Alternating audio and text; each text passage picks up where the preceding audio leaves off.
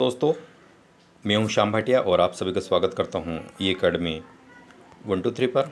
आज हम बात करेंगे जो व्यापम एग्ज़ाम लेता है जिसकी प्री वेटनरी और फिशरीज़ इंट्रेंस टेस्ट के लिए जो लोग एमबीबीएस नहीं जा सकते हैं या नहीं जा पाते हैं उनके लिए बहुत अच्छा ऑप्शन है और इसमें करियर भी काफ़ी अच्छा है और आप इस पर ट्राई कीजिएगा तो इजीली, इतना कंपटीशन भी नहीं है और आगे जॉब अपॉर्चुनिटी काफ़ी बेस्ट है इसमें। ठीक है, तो पीवीटी या पीवी एंड एफटी के नाम से जाना जाता है एमपी के अंदर और ये 14 जून 2019 को जो पेपर हुआ था 3 बजे वाले शिफ्ट में, उसको मैं आज स्टेप बाय स्टेप पूरा डिस्कस करने वाला हूँ।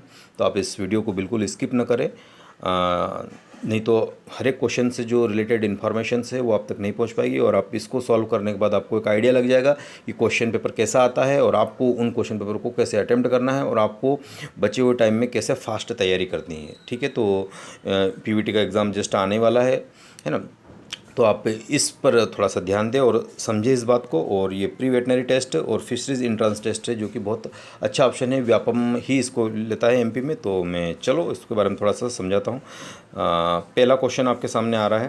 पहला क्वेश्चन कौन सा आ रहा है कि the density of the liquid in CGS system, कुछ भी दिया गया है, ये सिंपल यूनिट कन्वर्जन का सिंपल क्वेश्चन है। यहाँ पर कितना है 0.625। ठीक है, ग्राम दिया गया है तो 10⁻³ कर देंगे क्योंकि एसआई सिस्टम में क्या होता है केजी में होता है और अपने पास क्या आ रहा है सेंटीमीटर क्यूब, यानी 10⁻²।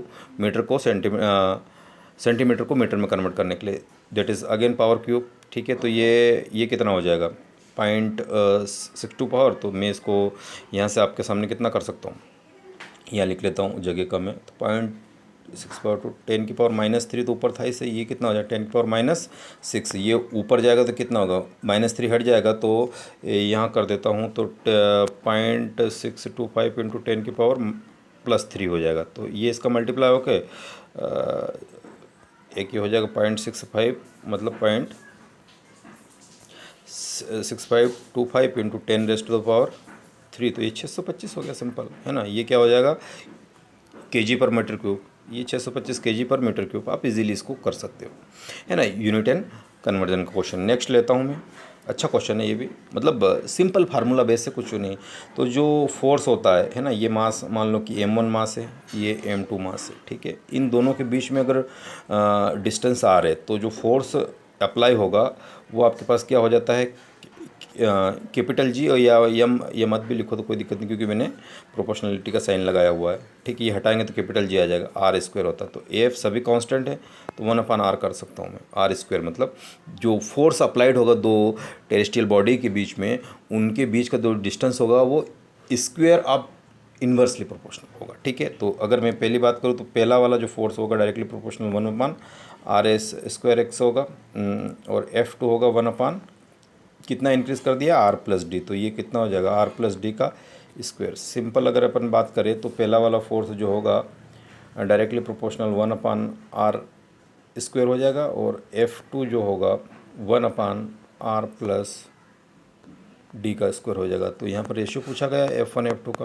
तो ये क्या कर दोगे, ये अपान वाला ऊपर चला जाएगा तो R+D का स्क्वायर अपान में R², ये वाला R² आ जाएगा क्योंकि इन्वर्स रेशियो ना फर्स्ट वाला ऑप्शन है ना। चलो, तो ये हो गया। सेकंड वाला ऑप्शन चाहो तो आप मुझे इसको सॉल्व करके कमेंट करना क्योंकि आपका पार्टिसिपेशन भी ज़रूरी है। सिंपल मैं ही करता जाऊंगा और आप है ना मूवी की तरह देखते जाए, ऐसा कुछ नहीं, क्योंकि उससे फिर वो आपको फीलिंग नहीं आएगी, आप सॉल्यूशन की तरफ नहीं जा सकते है ना।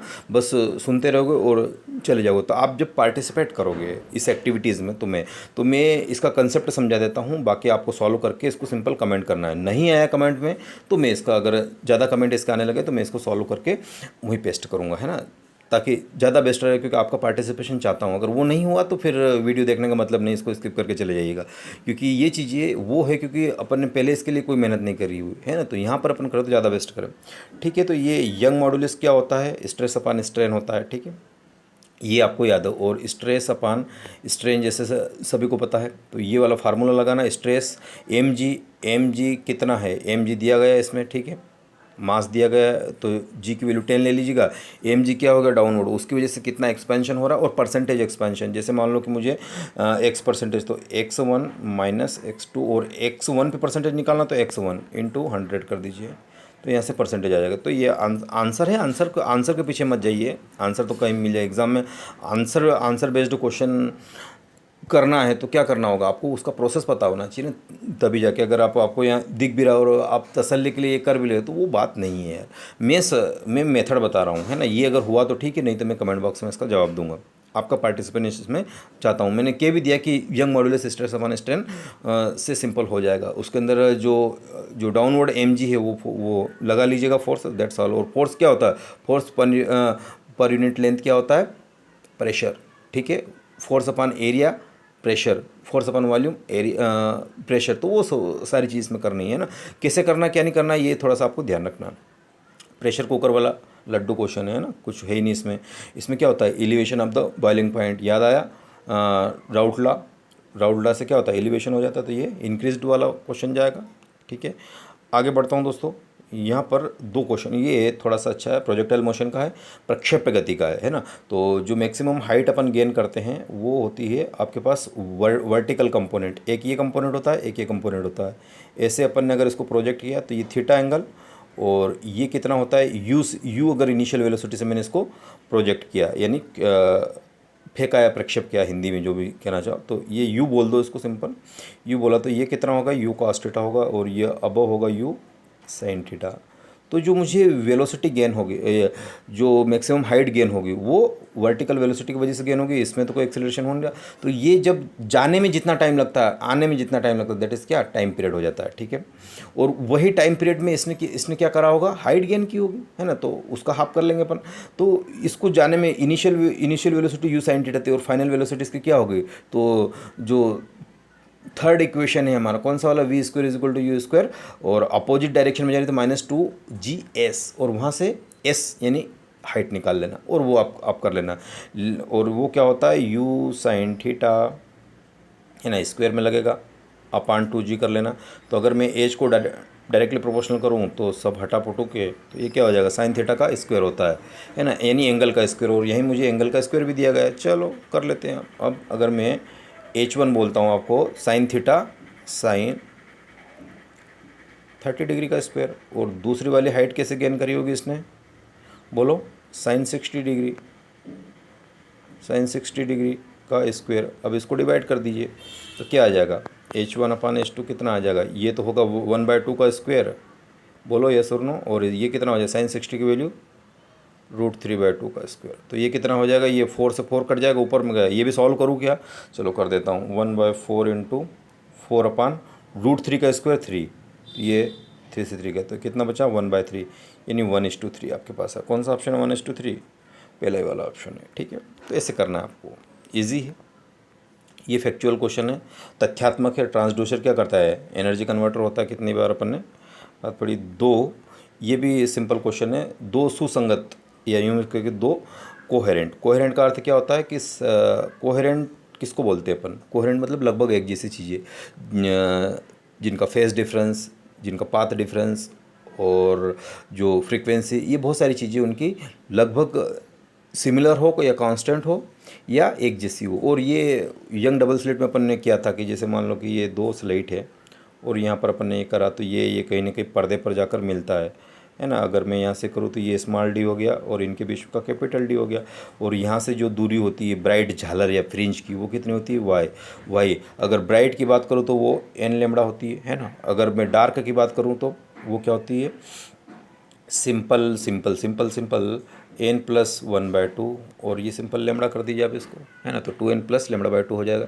तो ये किसके लिए, ब्राइट के लिए होती है, ये डार्क के लिए। किसके लिए पूछ रहा है वो, nth ब्राइट फ्रिंज के लिए। पाथ डिफरेंस कितना होगा, nth ब्राइट का। हालांकि क्वेश्चन में थोड़ा सा ट्विस्ट है, मतलब कहने का अर्थ है कि लैंग्वेज थोड़ी साफ़ होनी चाहिए थी, आपको क्लैरिटी बिल्कुल इसमें नहीं हो पाएगी, लेकिन जो इसका जिस्ट है वो यही। तो ये ब्राइट फ्रिंज के बीच का जो है ये कितना है, n लैम्बडा, दैट्स ऑल। यहाँ पर अच्छा क्वेश्चन है, ये दिया गया है कि वर्क डन क्या होता है दोस्तों, पहले ये बताओ। F = क्या होता है, ma। तो यहाँ पर क्या हो, तो उठा रहा है अगेंस्ट द ग्रेविटी, तो क्या हो जाएगा, mg हो जाएगा, ठीक है। और वर्क डन क्या होता है, एफ इंटू डी, डी के डी होता है, और पावर क्या होती है, रेट ऑफ वर्क, है ना। तो ये कितना हुआ जो आपके पास आया, एम एफ कितना हुआ, एम जी डी और अपान में टी, है ना। तो ये तो करना, पावर ये तो निकलेगा मेरा। तो एम कितना दिया मुझे 200 के जी, जी 10, डी कितना डिस्टेंस हुआ 2 मीटर, अपान में ये कितना है 10 सेकंड। तो एक 10 से एक 10 हुआ 200 दूनी 400, कौन सा option, fourth option, that's all. मतलब सब लड्डू क्वेश्चन एक बार आप करोगे तो ये चीज़ें बहुत इजीली हो जाएगी, है ना। बस आप इस वीडियो के साथ अंत तक बने रहिए, क्योंकि बहुत सारी चीज़ें इसके अंदर एक्स्ट्रा भी समझाने वाला हूँ, है ना। तो यहाँ पर अगर अपन बात करें तो ये identify the pair of the group की अगर बात करें तो एंगुलर मोमेंटम और फ्रीक्वेंसी जिनके विभिन्न आयाम हैं, मतलब दिए गए युग्मों को पहचानिए कि the identify the pair have the different dimension, बाकी सबके डायमेंशन सेम है, इन्हीं की जो डायमेंशन है वो क्या आ रही है आपको, कोणीय वेग एंड आवृत्ति। आवृत्ति क्या होती है, वो फ्रीक्वेंसी दैट इज़ 1/1/t होता है, यानी फ्रीक्वेंसी का जो टाइम इनवर्स होगा, और बाकी सब क्या है ना। और ये क्या होता है, एंगुलर मोमेंटम क्या होता है, एम वी आर, तो इसका तो मैच करेगा, बाकी सबका मैच कर रहा है, देखो प्रेशर और यंग मापांक, है ना, आवेग, रेखी वेग और ये सब, तो ये इजी है। पी एन जंक्शन डायोड की बात करा तो पी एन की बात करूँ मैं, या तो क्या आ रहा पी और एन, है ना, ये डायोड सिंपल करते हैं अपन, लगाते हैं, है ना। तो होल्स और कैरियर्स होते हैं इसमें, तो आपको क्या करना है, एक इसको जो पी एन जंक्शन डायोड जो होता है इसको हम एम्पलीफायर के रूप में यूज़ कर सकते हैं। एम्पलीफायर का एक एम्पलीफायर, लाउड स्पीकर को सुना है, नेताजी भाषण देते हैं जिसमें, है ना, उसमें क्या होता है, वॉइस को एम्पलीफाई किया जाता है, तो एम्पलीफायर के रूप में इसको यूज़ करते हैं डायोड को, ठीक है। तो पी एन जंक्शन डायोड, और भी इसके एस्पेक्ट है, और भी बहुत जगह होता है, आज जो मोबाइल वगैरह है इनमें भी तो क्या हो रहा, सारा सेमीकंडक्टर लॉजिक ही लगा हुआ है पूरा इसमें। तो आपके पास आता है the a choke coil is preferred to the rheostat of the AC, तो ये क्या करता है, जो आपकी पावर कंजप्शन है उसको रिड्यूस करने के लिए काम आता है। तो ये आपका शून्य उपभोग करता है, कहाँ गया ये वाला, ठीक है। 12वां क्वेश्चन दोस्तों आपके पास आता हूँ, बहुत अच्छा क्वेश्चन है ना। इसमें आप थोड़े से, है ना, कन्फ्यूज़न मत होइएगा, बिल्कुल इजी वे में, है ना। ये अच्छा डिस्कशन हो रहा है, कोई कन्फ्यूज़न आए तो आप बिल्कुल कमेंट बॉक्स में कीजिए, है ना, आपका ही चैनल है तो कोई दिक्कत नहीं, मज़े करना है। और अगर आप उज्जैन से तो आप मुझसे पर्सनली मिल सकते हैं इस मुद्दे पर, है ना। तो यहाँ पर आपका क्या आ रहा है कि अगर मैं बात करूँ तो वेलोसिटी क्या होती है, वेलोसिटी होती है फ्रीक्वेंसी इंटू लेमड़ा, है ना। और यही क्या होता है, वेलोसिटी E/B होता है, याद आया। तो वेलोसिटी इसको थोड़ा सा सॉल्व कर लेते हैं अपन दोस्तों, है ना। तो ये क्या होता है, वेलोसिटी ऑफ लाइट कितनी होती है, 3 × 10⁸ फ्रीक्वेंसी कितनी दी है इन्होंने, 3 × अगेन 10⁸, और इंटू लेमड़ा, ये तो ये इससे सुहा, तो 1a lambda is equal to क्या बचा, 1 बचा। तो यहाँ पर अगर वेलोसिटी इक्वल टू फ्रीक्वेंसी हो जाएगी, लेमड़ा की वैल्यू तो 1 आ रही है ना। तो मैं क्या कर सकता हूँ, v is equal to frequency कितनी, 3 × 10⁸ इंटू 1 इंटू ई कितना दिया गया, 15 न्यूटन पर कूलम, ये क्या है, इलेक्ट्रिक फील्ड है ना। तो 15 और बी मुझे निकालना है, बी का पूछा है उसने, तो क्या करूँगा, 15/3 × 10⁸ कर दूंगा, तो 3 × 5 = 15, तो कितना हो जाएगा, 5 × 10⁻⁸ हो जाएगा। ये कौन सा ऑप्शन जा रहा है ना, 5 × 10⁻⁸ टेस्ला में आएगा, ठीक है, ये याद रखना। तो 3 × 5 = 15, 3 × 5 = 15, ये वाला ऑप्शन, दैट्स ऑल, है ना, ईजी है। और आप जुड़े रहेंगे मैं इस वीडियो के अंत तक, तो और भी सारी चीज़ें इजी हो जाएगी। यहाँ देखो कि द रेडियो एक्टिव डीके, हाँ ये इसमें बहुत कंफ्यूज होते हैं, और अब फार्मूलों में घुस जाते कि ये फार्मूला लगाऊंगा, वो फार्मूला नहीं लगाना है, फार्मूला ये बगैर फार्मूले से करके बताऊंगा कैसे, सोचो। देखो यहाँ क्या आ रहा है कि radioactive rate of the it to be find this, ठीक है। तो ये कितना आया है आपके पास, रेडियो एक्टिव की रेट कितनी आ रही है, 10⁻3, ठीक है। ये आपके पास इनिशियल है, अमाउंट है। अब ये क्या बोल रहा है कि डिसइंटीग्रेशंस पर सेकंड, यानी इसका डिसइंटीग्रेशन, हाफ लाइफ कितनी है, 1 सेकंड है, और हाफ लाइफ 1 सेकंड है, मतलब अपन को 4 सेकंड के बाद विक्टन की क्षय दर क्या होगी, है ना, 4 सेकंड के बाद कितना होगा, तो 1 सेकंड के बाद ये कितना होगा, आधा होगा, क्योंकि इसका हाफ लाइफ आधा है, हाफ लाइफ 1 सेकंड। तो 1 सेकंड के बाद यहाँ पर मैं लिख लेता हूँ, 1 सेकंड के बाद ये कितना हो जाएगा, 1/2 हो जाएगा। फिर एक और सेकंड के बाद कितना हो जाएगा, 1/2 हो जाएगा, यस। फिर एक और सेकंड के बाद कितना हो जाएगा, 1/2 हो जाएगा, ठीक है। तो यानी 1 सेकंड के बाद आधा हुआ, फिर दूसरे सेकंड के बाद आधा हुआ, फिर तीसरे सेकंड के बाद आधा हुआ, और फिर चौथे सेकंड के बाद क्या होगा, फिर आधा हो गया। तो 1 2 3 4 है ना। तो ये 2 दूनी 4, 4 दूनी 8, 8 दूनी 16, यस। तो 1/16 10 की पावर 3 इंटू 4, 4 तो ये 4 है, तो 4 से 4 गए, 4 चौक 16, तो 1/4 इंटू ये कितना हो गया 1000। 1000 को काटो तो कैसे काटोगे, तो 2 से काटोगे तो 4 दूनी 8, 2 बचे, 4 पंजो 20, तो कितना आ रहा 250। कौन सा ऑप्शन है 250, पहला कौन सा, सेकंड वाला ऑप्शन, सेकंड वाला ऑप्शन 250 है इसमें, है ना। तो ये आंसर भी 250। तो ऐसे आया समझ में, नहीं आया क्या समझ में। देखो मान लो कि आपके पास 1 किलो लड्डू है, ठीक है, 1 किलो लड्डू है और हर सेकंड में आप आधे लड्डू खा जाते हो, यस और नो, या तो ये सिंपल। तो हर 1 सेकंड के बाद, हर 1 सेकंड के बाद आधे लड्डू खा लिया आपने, दिए कितने बचे 500 बचे। फिर अगले सेकंड के बाद कितने बचे 250 बचे। फिर अगले सेकंड के बाद कितने ये जीरो में 250 बचे। अगले सेकंड के बाद 124 बचे। यानी हर सेकंड के बाद जो रिमेनिंग बचा हुआ है उसका हाफ हो जाता है। ये याद रखना है आपको, क्या कि हर सेकंड के बाद जो रिमेनिंग अमाउंट बचा है रेडियो एक्टिव, वो आधा होता चला जाता है। ये चीज़ आई बात समझे। और भी इसका अलग से मैं लेक्चर लूँगा उसमें, ये बात नहीं तो ये वीडियो काफ़ी लंबा होता चला जाएगा। ये टी और ई का एनर्जी का क्या बोल रहा है, द सिंपल हार्मोनिक SHM, तो ये स्क्वायर की होती है ना। तो ये जो आ रहा है कि टी और ई का जो रिलेशन होता है वो ह्यूमन्स मान के चलो कि आपका टी स्क्वायर होता है। तो ये एनर्जी 3 गुना है, तो ये 9 टाइम्स हो जाए। कौन सा ऑप्शन 9 टाइम्स का, यस 9 टाइम्स का ऑप्शन है ना। देखो और इसके अंदर आ रहा है कि हाँ, ये मैं समझा देता हूँ। ये वोल्ट मीटर को ही बैटरी में चिपका दिया अपन ने। तो ये मान लो कि मेरा वोल्ट मीटर है जिसका 4 ohm है। बैटरी का जो इंटरनल रेजिस्टेंस है मैं उसको रिप्रेजेंट कर रहा हूँ 1 ohm से। ये बैटरी है सिंपल, है ना, और ये 5 वोल्ट है। ये 1 ohm इस बैटरी के अंदर था, तो अल्टीमेटली ये क्या सीरीज़ में होगा, तो 4 और 1 5, तो 5/वोल्ट कितना आएगा, तो ये आई हुआ 5 टोटल रेजिस्टेंस 5 हो गया। 4 + 5 4 + 1 सीरीज़ में है, और ये कितना हो गया 5i। तो 5i हो जाएगा, तो आई से आई कटा, 5i तो था इसे ना, नहीं ये इसको अलग से मैं थोड़ा सा समझाता हूँ। कुछ नहीं, ये वोल्ट मीटर लगाया हुआ है और यहाँ से मैंने एक बैटरी लगाई। ये बैटरी इस वोल्ट मीटर का जो रेजिस्टेंस है उसके टर्मिनल पे लगा दिया। तो ये मैंने 1 ohm का लगा दिया, क्या है इंटरनल रेजिस्टेंस। तो 4, ये कितना 4 + 1 5 हो गया, 5i जो आई फ्लो होगी। और वोल्टेज कितना है 5 वोल्ट की बैटरी है, तो 5 ये भी हो गया। 5 से 5 कटा, आई 1 एम्पियर आ गया, ठीक है, 1 एम्पियर ही आना चाहिए, यस 1 एम्पियर। ये वैसे मत करिए, हालांकि जो वोल्ट मीटर होता है वो पैरेलल में लगता है या मीटर सीरीज़ में लगता है, वो सारा कुछ, लेकिन यहाँ पर इसने स्पेशल केस दिया है, थ्योरी थोड़ी पढ़ रहे हैं अपन, है ना।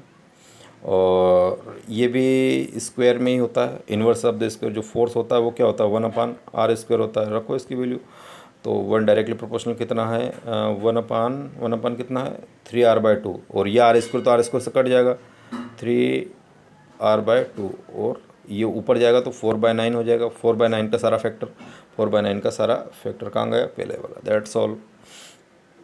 आप ये भी अच्छा कर सकते हो क्वेश्चन की, 5 न्यूटन का क्वेश्चन है और F जो है कितना 5 न्यूटन है।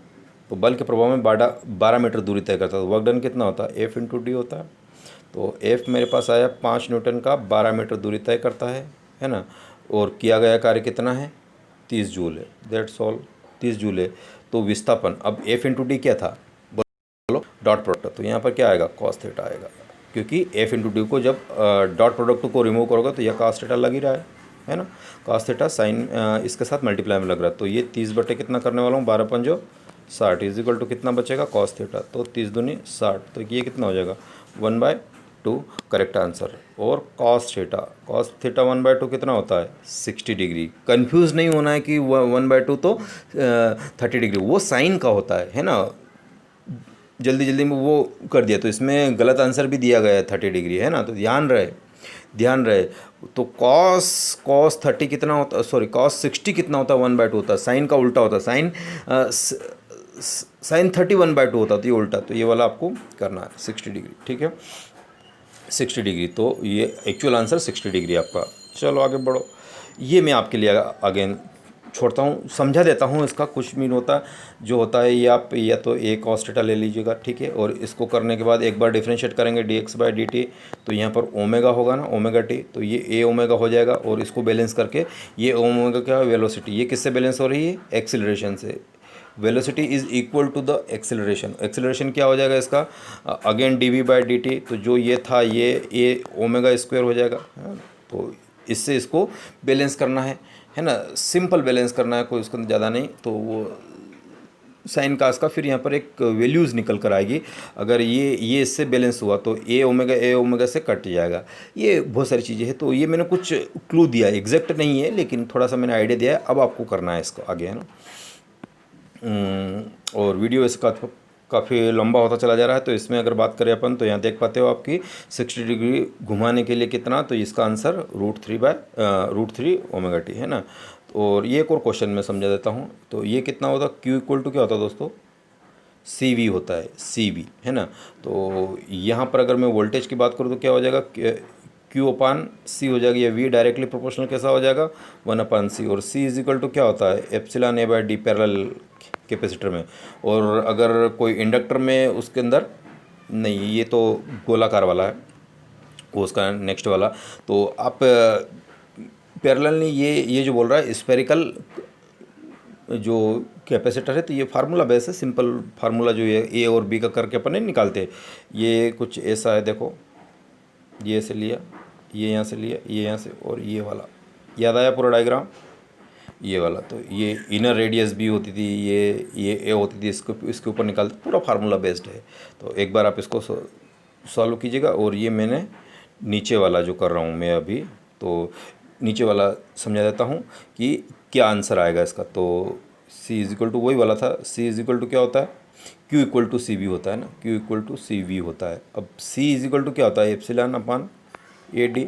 और जो पैरेलल प्लेट कैपेसिटर होता है, इसमें K डाइलेक्ट्रिक का इंसर्शन करते हैं, तो C कितना हो जाता है, K times of epsilon A/d, यानी उसकी कैपेसिटी K टाइम से बढ़ जाती है जो होता है। अब इससे K टाइम से तो बढ़ी है, K टाइम बढ़ी, लेकिन यहाँ पे क्या हो जाएगा, ये वोल्टेज निकालना कि वोल्टेज कैसे, तो वोल्टेज कितना हो जाएगा, Q/C हो जाएगा। और वोल्टेज इक्वल टू कितना बढ़ो, C कितना है, सब कुछ रखोगे Q/K टाइम्स एप्सिलॉन A/, तो 1/K नहीं हो गया, तो 1/, कहाँ गया, decrease by K times, decrease by K times कौन सा है, डिक्रीज बाय ये वाला, ठीक है। तो ये हो गया आपका डिक्रीज रूट वाला नहीं है ना, ये वाला K टाइम्स करना है आपको, दैट्स ऑल। तो फार्मूला ये लिखिएगा, Q इक्वल टू कौन सा रखना है, CV पहला फार्मूला। दूसरा फार्मूला C की वैल्यू क्या होती है, एप्सिलॉन A/d होती है। और यहाँ K से मल्टीप्लाई हो जाता है जो डाइलेक्ट्रिक कांस्टेंट आता है, ये रखो तो अपान में आएगा इसी में। तो सिंपल है ये। और इसको भी आप कीजिएगा, नहीं तो मैं कमेंट बॉक्स में इसको जवाब दूंगा, क्योंकि इसकी बात अलग है।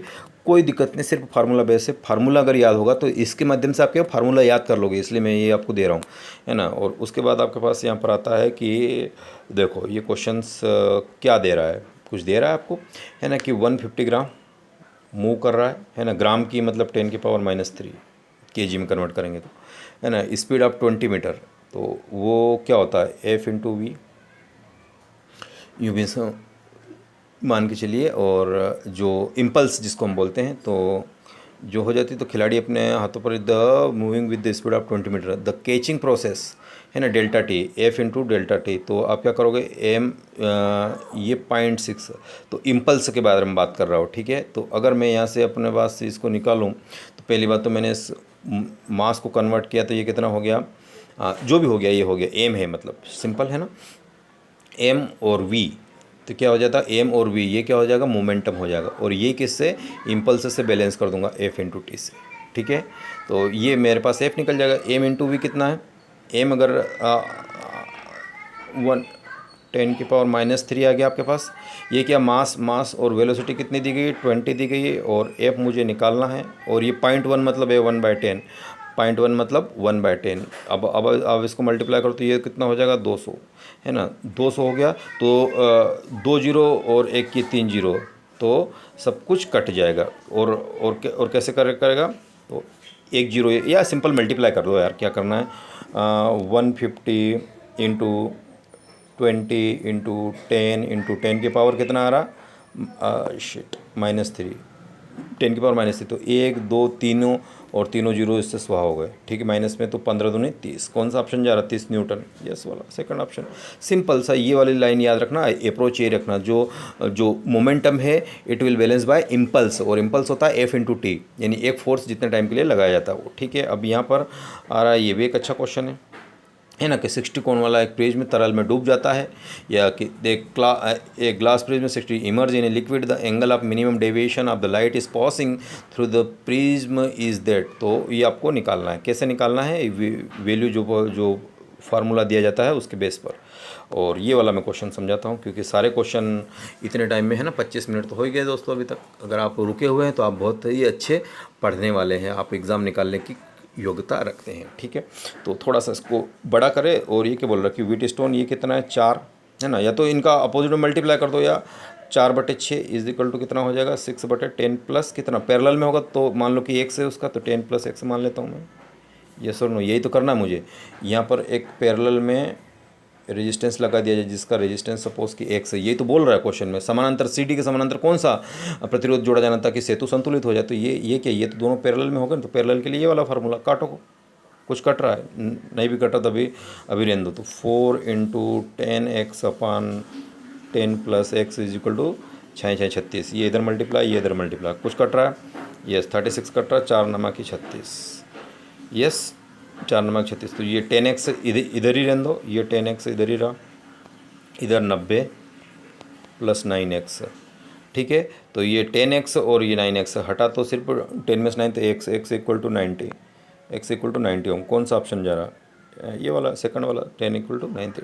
That's all. इसके अंदर भी टॉर्क का सिंपल कन्वर्जन करना है आपको, इसके अंदर कुछ करना वरना नहीं है। तो आप ट्राई करें, इस पर नहीं आए तो मैं समझूंगा, है ना। आधुनिक आवर्त सारणी में यहाँ से ये कौन सा आधुनिक आवर्त सारणी, ये कौन सा दे दिया? हाँ ठीक है, जो भी अब तो क्वेश्चन पेपर दिया तो 18 होते हैं इसमें, सभी को पता है, कोई सोचना ही नहीं उसमें, है ना। और द्विप्रमाणिक गैस जो होती है उसको आपको थोड़ा सा इसमें कैलकुलेट करना पड़ेगा, और ये आप इसको पहुंच जाएंगे 1.2 × 10⁻22, है ना। वो वॉल्यूमेट्र कितना होता है? 1 उसमें अणुओं की संख्या लगा कर सकता है। धातु ये बोल रहा है कि which of the following alkali metal does not form. Alkali metal क्या करते हैं? जो Mg होता है वो क्या करता है? एलम, या डज नॉट फॉर्म एलम, ये नहीं करता है, ठीक है। और यहाँ पर अगर बात करें तो ये बोल रहा है कि एक which of the following electron transition, है ना, in atom leads to the emission of the radiations and the minimum wavelength. तो कैसे निकालेंगे आप? N4 to N1 which one is this? Minimum किस में होता है? अगर अपन इलेक्ट्रॉन के ट्रांजिशन की बात करें, जो वो वाला इमिशन रेडिएशन वाला कंसेप्ट होता है ना, तो सिंपल है। अब आप इसको देख सकते हो कि यहाँ पर जो जा रहा है आपके पास आ रहा है कि जो गैसेस है minimum fluidity and maximum rigidity, ये आपके इसके लिए सेंस बनेगा। क्यों? क्योंकि ये इसका आंसर है। तो और उसके बाद में उपापचय यानी रेडॉक्स रिएक्शंस के बारे में मुझसे पूछ रहा है कि रेडॉक्स रिएक्शन, तो रेडॉक्स रिएक्शन ये वाली जहाँ पर एक ऑक्सीडेशन और एक रिडक्शन होता है, सिंपल लॉजिक है। आगे बढ़ो दोस्तों। रदरफोर्ड का इसका प्रयोग, जो रदरफोर्ड एक्सपेरिमेंट थोड़ा एक्सपेरिमेंट किया था, establish the nuclear model using, क्या किया था? न्यूक्लियर मॉडल में अल्फा कणों की बम्बार्डिंग की थी बेचारे ने, है ना, गोल्ड फॉइल लेकर। याद आया पूरा वाला हिस्ट्री, है ना। ये बोल रहा है भाई साहब कि ब्रोमोब्यूटेन संभावित संरचना, यानी the number of structural isomers possible in bromobutane. Structural isomers कैसे निकालते हैं हम? ब्रोमोब्यूटेन के। ब्रोमोब्यूटेन क्या होता है? याद आया, ब्रोमोब्यूटेन के आगे Br लगा दिया, एक हाइड्रोजन हटाकर, तो वो ब्रोमोब्यूटेन बन गया। ब्यूटेन मतलब क्या होता है ना। तो ये सारा ध्यान रखना है। और उसके अलग अलग पॉसिबल आइसोमर्स, वो अलग लेक्चर की बात होती है, उसमें अपन इतना नहीं ले पाएंगे यहाँ पर, है ना। और the elements of other gallium and Mendeleev, है ना, gallium that Mendeleev left his the periodic table, उन्होंने छोड़ दिया था, उस टाइम नहीं मिला, तो वो जर्मेनियम एंड स्कैंडियम, ठीक है। यहाँ पर इसके परमाणु नाभिक में कोई इलेक्ट्रॉन नहीं होता, तो 1 में नहीं होता है ना, हाइड्रोजन वाले में। और यहाँ पर देखेंगे कि which of the following the maximum unpaired electron in the transition, तो K3FeN साइनाइड में। तो इसमें आपको देखेंगे तो 1, ठीक है, अनपेयर्ड इलेक्ट्रॉन। जो आप mixture of the naphthalene and urea can be purified using the sublimation, उर्ध्वपातन। ये क्या होता है, ये बिना लिक्विड में पहुँचे ही गैस बन जाता है। जैसे कि कपूर होता है, कपूर को अपन ने लगाया तो ये लिक्विड में नहीं बनता, बिल्कुल धुआं बन के खुशबू फैलाता रहता है रूम में, है ना। तो ये वाला ध्यान रखना। तो roasting of the sulphide of ore is the metal is called, दो इसको ऑक्साइड बोलते हैं अपन।